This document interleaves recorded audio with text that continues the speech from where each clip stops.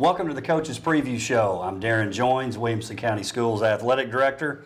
I'd like to welcome my special guest today, head coach of Summit High School football, Brian Coleman, and he also brought his defensive coordinator here today, Alex Melton. Coaches, appreciate you guys being here. Thank you. Thanks for having us. So a little different setup this week, gentlemen, with the WCTV Game of the Week. Clarksville Northwest visiting Summit, only one Williamson County school involved, so that's why we're all old Sparty today, right? That's right, yes, sir. All old, try to say that fast 3 times. All old Sparty. Before we get into it, Coach Melton, let's give the audience a little bit about your background. Tell us what your previous experience is before coming over to Summit. Well, I started off in West Tennessee, Haywood County, Brownsville, Tennessee. There for about 4 years, and in 2007, my family and I moved up here. I was able to get a job at Brentwood High School, which is a great job for a couple of years. And from there, I went to Centennial for 2 or 3 years, and then been at Summit for 6 years, ever since Coach Coleman got there. Who was the head coach at Centennial at the time? Was that Coach right? Rector. Okay. Yes, sir. Yes, sir. And how did you two guys meet? Just coaching against one another, or? Not really even against one another. We didn't even really know each other, and we just, at a clinic, we were talking or whatever. I knew they had an opening, and we just kind of talked, and he put up with me long enough, I guess. Yeah, that's right. That's right. So let me ask you this, Coach, and I'm not trying to split the staff up here, but do you have head coaching aspirations? I mean, if it happens, that's fine. It's not, you know, I'm not going to take my family and move around and all that for it. You know, I'm not going to chase titles and all that, but, you know, I'm happy where I'm at. If something comes available that's a good fit, you know, that would be interesting, then we would look at that for sure. But it's. And Coach, you encourage that? He's more than ready. Yeah, he's more than ready. That's what I told him today. Come on with me. This will be a good experience for you. The bright lights are on here in Williamson County now. So, Coach, I've always thought this was really fascinating about football. That you guys can both speak to this. In basketball, now obviously what would happen, you might have a guy who coaches your JV or freshman team, but in essence, if you have coordinators, they're like mini head coaches of that particular unit, right, Coach? He's the head coach of the defense. He runs their meetings on Sundays. He runs the defense. I mean, it's his, 100%. I don't even go to the meetings anymore. So, yeah, I mean, he's more than ready to be a head coach. You know, the headaches that go along with it, he hears me complain about them all the time, or be excited about all the headaches, I should say. But he's more than ready. He can handle himself well. He does a great job with our defense. And, well, we've been together. We've been through a lot. We were through when you talked about last show, we've been through the 0-10 year together. So yeah, that was tested. Makes you decide if you want to still do it or not, for sure. But that makes now even sweeter, right? Because you've been through it and been through it together, Coach. You learn a lot. That's right. You learn a lot, and it makes you really evaluate yourself and the program and all that. And it's not something you want to go through, but if it happens, you've got to learn from it. I think we got better from it. You know, the kids came back every week and went to work. They just kept, you know, they stayed hungry, and it didn't work out that year to get a win, but I think the program got better, and it's been better ever since. You know, what's so unique, I think, about your team this year, you got so many young guys that are playing and playing. I mean, you got some veterans too, but it's not like this is it for Summit football. I mean, obviously you're not looking ahead to next year, but you guys, you're kind of hitting your stride as a school and a team. Agree, Coach? Agree, and that's all goes with, like the key word we keep saying is program. Your program's in place, your I guess your basics are in place, the weight rooms are, you know, everything that we do is in place. So you just you know, the kids come in and go to work. And Andrew Pierce, a great example. Senior, has never played football before, steps right up, you know, and does a great job for us last week. Wished he'd have played for 4 years, but has learned our system, has learned, you know, what it takes to be a leader, has learned what it takes to win, and you know, plugged right on in. Coach, and we're going to talk more about Andrew here in a little bit. I'm glad you brought him up because I had to do a double take reading that he was a senior that had never played.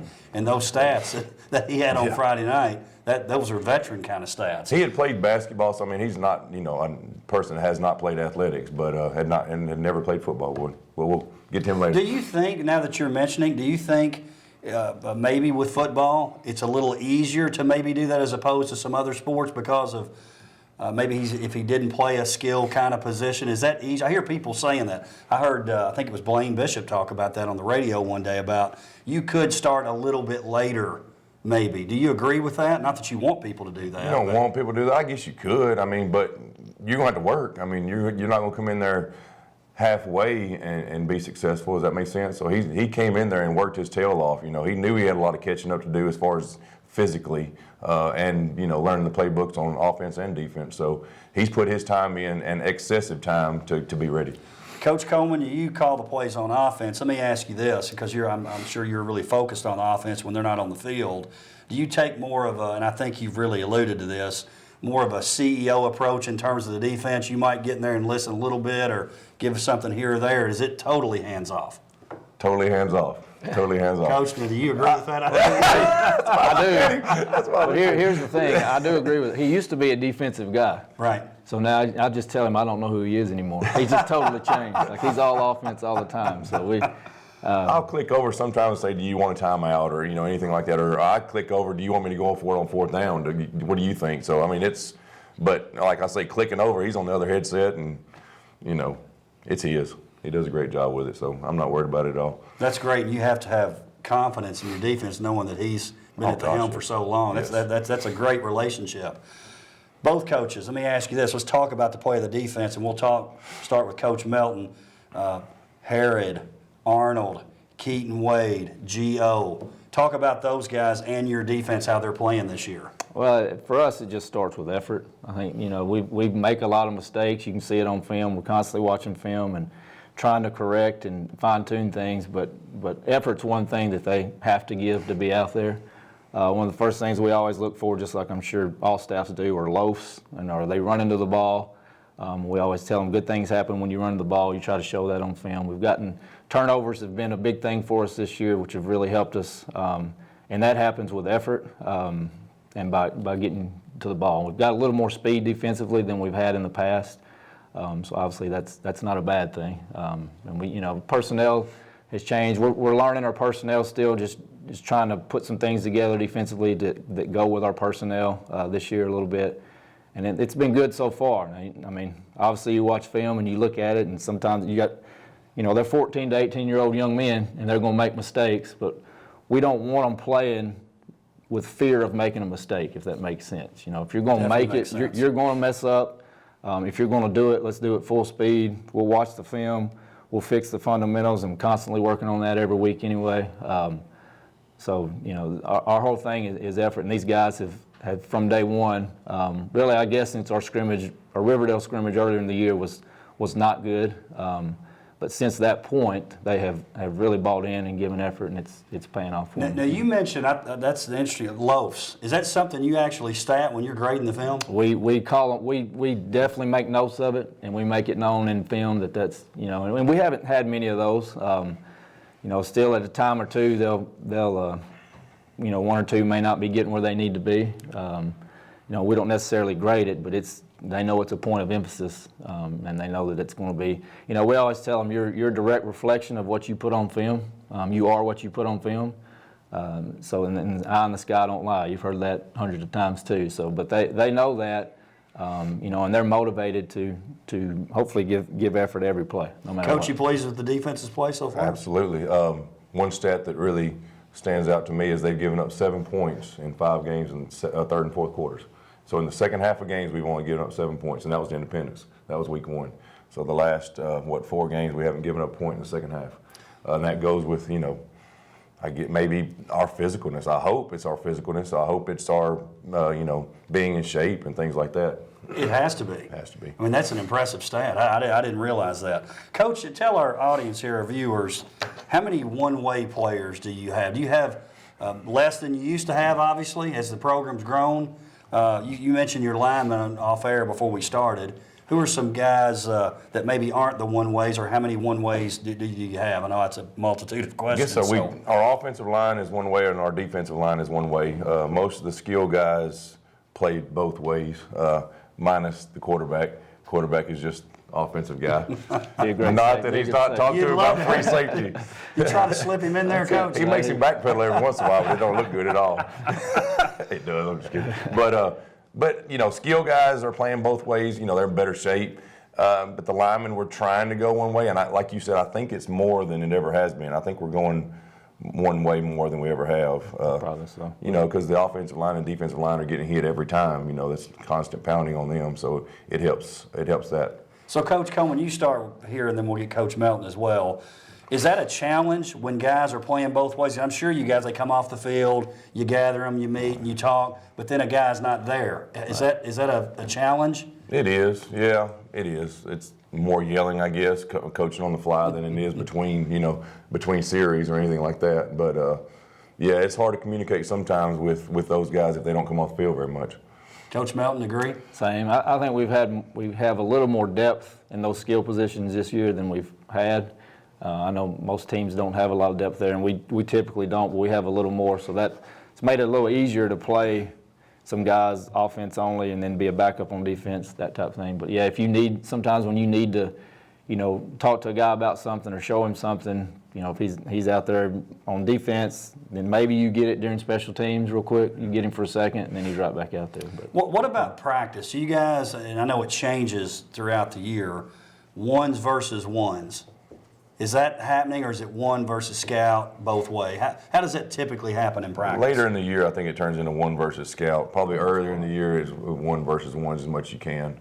But yeah, I mean, injuries is always a scary part of one versus one because it's a little bit better thud there. But I guess one versus scout. So you're constantly on your scout team about giving them a good look.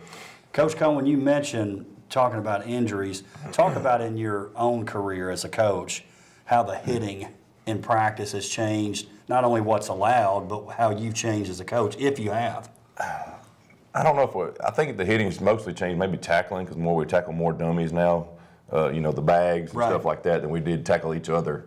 Because now you can roll tackle, you can talk about different types of techniques that we teach now defensively that you really probably don't want to use against a kid, if that makes sense. Right.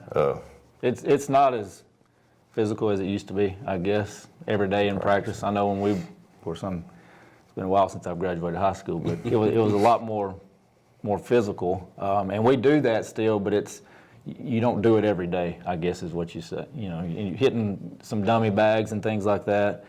Taking your head out of it. Used to, they, fit it up, put your eyes in there and all that stuff. You take your head out of it a little bit more, things like that. So it's changed a little bit. Is that you think that's for the better? I think so, for the better, right. I do.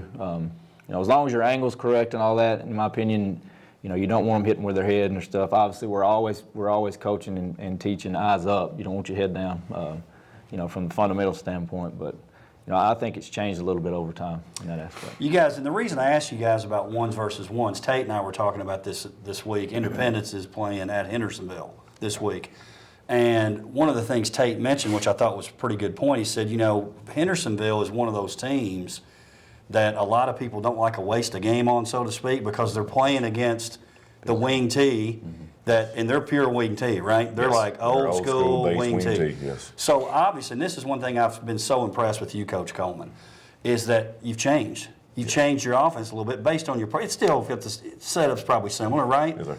But it's impressive because I know I think about myself as a coach, I didn't change probably maybe as much as I could have at times. So, Coach, I want to ask you, Coach Melton, in the old days where it was maybe more traditional wing tee, was that a challenge for your defense going against that as opposed to, hey, we're playing Independence this week, which is way different? How did y'all manage that? It's a different deal where it really is the challenges with scout team and things like that. Getting if Independence or somebody say a spread and our scout team or our base is a tight wing tee, it's hard to get the look you want out of a spread. It's like totally changing a scout team offense or whatever. So it's the kids aren't used to running those type of routes, or obviously you can't simulate their speed or like that. So it's just different going from a tight wing tee to a spread. So the main thing for us defensively was just getting a good look scout team wise. So Coach Coleman, answer this for me. So you've got an offensive segment where you're working on your offense. You're going to run it the way you want it. Are there defensive segments where you're going to run it the way the defense wants to look? To look like, so to speak? We break our practice up with the first segment is offensive practice. You're going to play the way you play Yes. offensively. And then they're going to with defend it. Yes, sir. With a scout deal, what we're going to see that week. And then the next half of practice is the defensive emphasis, and we run whatever they are going to see that week. Well, that's great. And going back to that, everybody always used to come, when we were pure wing T, everybody would say, man, it's hard to run. Because these spread guys, they don't run more. They probably don't have a tight end. Mm-hmm. And we ran some crisscross type double handoff stuff that it is hard to get for us, and we practice daily. So a scout team giving them an hour maybe to try to get that done is tough on those kids. So that's why people didn't like playing the wing T, because the scout team couldn't do it very well. Without, selling out any other coaches, but who was the best at defending the wing, the pure wing T that you ever faced? Coach Webb's a good defensive coach. Yeah. He's and even this past week, the week before when we played them, he opened our eyes to some tendencies that we had that, he did defensively to stop us. Let's talk about last week's game now. You guys win 38-7, obviously staying unbeaten. This is where I was going to mention Andrew Pearson. I mentioned this on the show there with Tate earlier in the week. I called it the Andrew Pierce Show. Yeah. This is impressive when you listen to this. 75 yards receiving, 2 touchdowns, 30 yards rushing on 4 carries, returned 3 kickoffs for 30 yards, picked off a pass that led to points, and it's his first year playing. How did that come about, Coach? Did he approach you? Have you been hounding him for 4 years saying, come on, man, we need you out here? How did that all come about? Well, he's got a little brother, Brady Pierce, that's a sophomore now. And Brady played last year as a freshman and played some minutes as a freshman in varsity football. Maybe he saw that Brady was enjoying it, maybe. I don't know. I mean, of course, we recruit the halls, would you like to play, He came out. I don't remember when he did. I know it was after basketball season he came out. And like I said, hit the ground running and worked his tail off. So, it's a tribute to him, getting caught up physically and mentally to everybody else. No money exchange hands. No. He's always been an athletic kid. So the time he was a freshman, in the gym when you're doing stuff, if you're a PE teacher or whatever, you're watching kids, seeing him move and stuff like that. And so I've been on him. I was on him early. Won't you play? Well, I don't want to, Coach. I don't. And then this year or late last year, he said, "I'm playing football next year." You know how that goes. Did you half believe him? I'd have to believe him, if half. But I'm glad he did. He's a competitor. Brother is too. And it is rare for a guy to come out just as a senior and play a whole lot, or especially be productive like that. So he's done a great job. Coach Coleman, something that stood out to me when I read an article about your game is you talked about him being a leader. Yeah. And that's pretty impressive. Now, he hadn't been in the program, and he's going to step right in. Was that from day one, or that has happened as you've progressed? He's a vocal kid. He's a competitor. He's a competitor. He's a get the rest of the team up kind of guy. And he did that in the spring. I can remember him being, doing a good job of that in our spring game. So, and some kids are better as a vocal leader. Some kids are better as a watch me do it right leader. Right. So he's more of a vocal guy, and shoot. With a night like that, people are going to follow him. So, and I would argue too, and I don't know Andrew, know the situation, but the excitement around football, you've continually gotten. But look at his time at the school. Yeah. There's been a progression of, hey, we're doing a good job, and just seems to keep building every year. That's got to be part of it. It creates interest. Yeah, it's a good thing. So, I've asked this question to principals, and I'll ask you guys as coaches. I had an old principal tell me one time, Frank Cardwell, who was a great principal, I had him there at Beach High School, sports guy too. He told me, he said, I can judge how the school year is going to go by the way football goes. He said, if football goes smoothly, it's a great year. Do you guys feel that as football coaches? I think so. Just because, student interest and everybody's excited. If you're excited about Friday night, you know what I'm saying? That week is going to go by better for those kids, and they're something to look forward to. They have school spirit. If you don't have much school spirit, then probably class is not going to be much fun. You're not going to have fun in the hallways. But, Williamson County, with these student sections we have, and with us winning a few games, I think it definitely doesn't hurt, I don't think. Coach, agree? I do. Our student body, and Coach Coleman just made mention to it. Anytime we've played in the county, the student sections are great for both teams. Just the interest and the excitement of football in this county is great, and it creates excitement in the school. Our student body's been great. from the beginning of the year. Even when we struggled several years ago, they were still very supportive. They were there. They were cheering on. So it's been great. Coach, obviously on the offensive side, we can't talk about Summit football without talking about Destin Wade. I look at his stats every week, and number one, I'm impressed, and then I have to keep reminding myself that guy's a sophomore. 163 yards, 113 passing, rush for 50. Keaton Wade, 106 yards and a score on just 6 carries.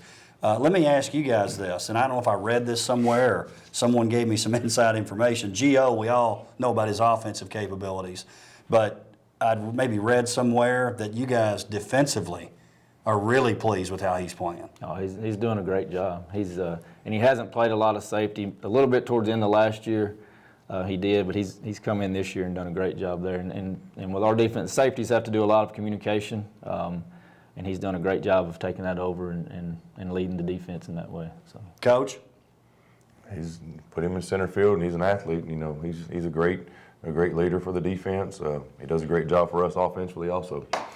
let's talk about this week's game and tell the folks out there, because I've always thought with football coaches this was tough.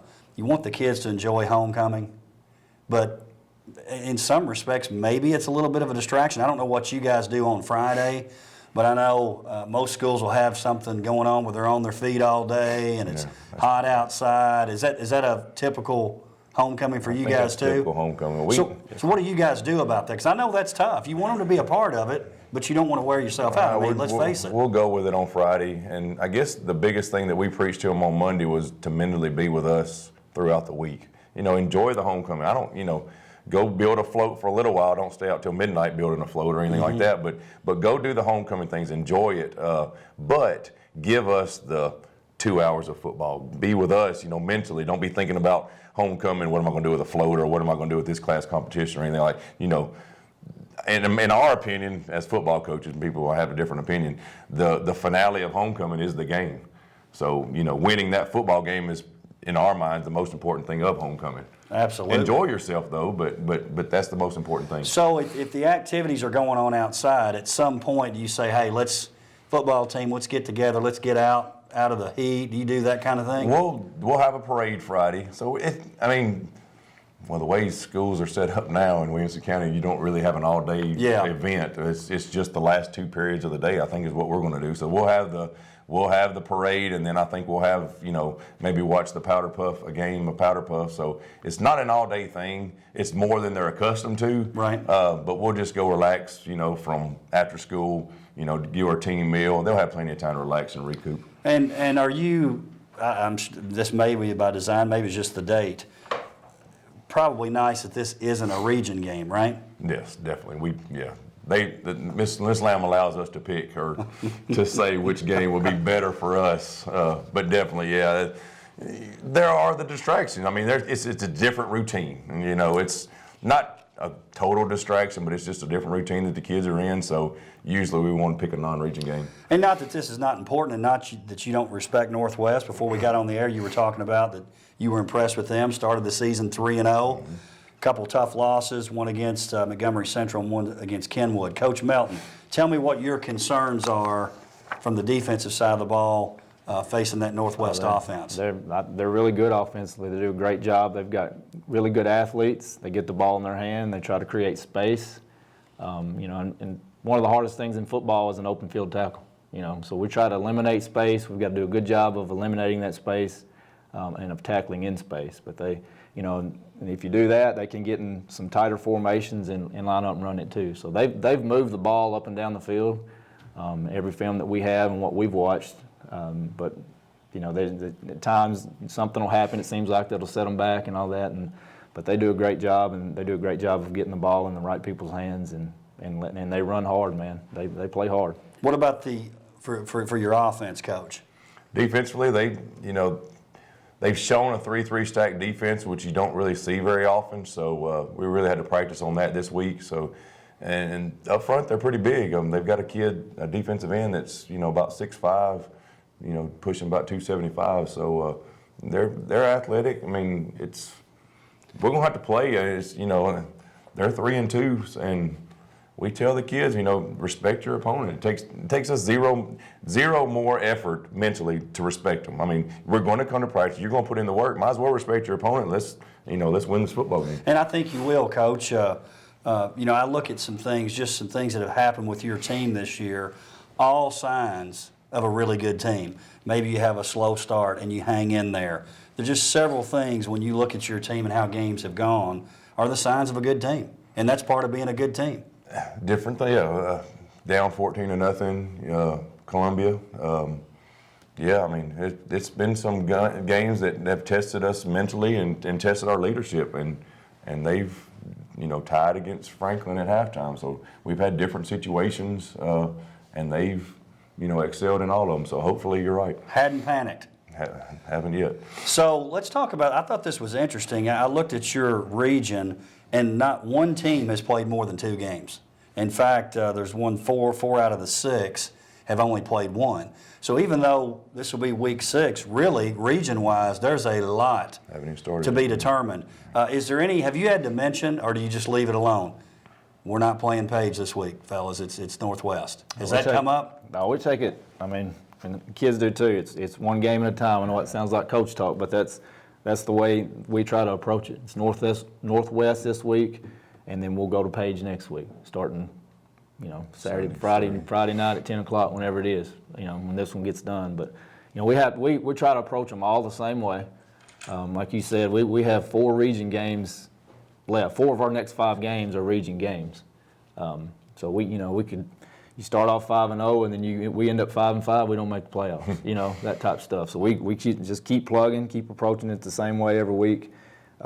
Play Northwest just like we need to play, just like we played other teams so far, and we'll get one at a time. So. Coach, from the defensive side, what are some keys? If you said if we do this, we're going to have a successful defensive effort tonight.